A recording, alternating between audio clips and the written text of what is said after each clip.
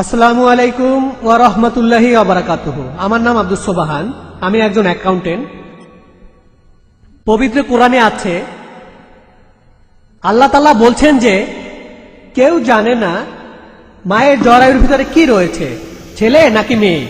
আপনাদের সামনে নতুন একটা ইসলাম ভিডিও নিয়ে আসলাম, বিজ্ঞান বলে সবাই মনোযোগ দিয়ে দেখুন। জরায়ুর ভিতরে সন্তান ছেলে নাকি মেয়ে আগে থেকেই জানা যায়। এ ব্যাপারে কিছু বলেন। ভাই, আপনি প্রশ্ন করেছেন যে কোরআন বলছে আল্লাহ তাআলা ছাড়া কেউ বলতে পারবে না মায়ের গর্ভে সন্তানের লিঙ্গ কি হবে। আর আজকে বিজ্ঞান উন্নত হয়েছে, আমরা আগে থেকেই বলতে পারি আল্ট্রাসোনোগ্রাফি ইত্যাদির মাধ্যমে সন্তানের লিঙ্গ কি হবে।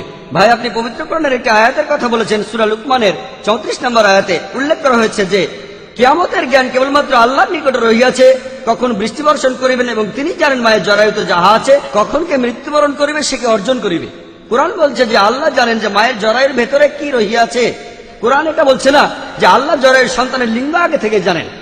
আমি জানি যে কোরআনের বেশ কিছু অনুবাদ আছে, বিশেষ করে উর্দু অনুবাদে উল্লেখ করা হয়েছে লিঙ্গ, কোরআনে লিঙ্গ শব্দটা উল্লেখ করা হয়নি।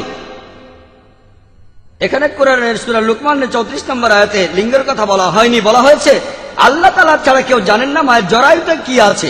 এখানে আসলে বলা হচ্ছে সেই সন্তান কেমন হবে, যে সন্তানটি কিছুদিন পর জন্ম নেবে, সে ভালো হবে না খারাপ হবে, সে সমাজে ভালো কাজ করে বেড়াবে নাকি খারাপ কাজ, সে বড় হয়ে কি হবে, ডাক্তার না ইঞ্জিনিয়ার, সে বেহেশতে যাবে না দোজখে যাবে। আর কোনো বিজ্ঞানী সর্বাধুনিক প্রযুক্তি ব্যবহার করে সেটা বলতে পারবে না। কোরআনেও বলা হয়নি যে আল্লাহ সন্তানের লিঙ্গ জানেন, বলা হয়েছে যে আল্লাহ জানেন যে এই সন্তানের প্রকৃতি কেমন হবে আর সে কি করবে। আর সর্বাধুনিক প্রযুক্তি ব্যবহার করেও কোনো বিজ্ঞানী এইসব বলতে পারবে না। সবাই চ্যানেলটিকে সাবস্ক্রাইব করে পাশে থাকুন।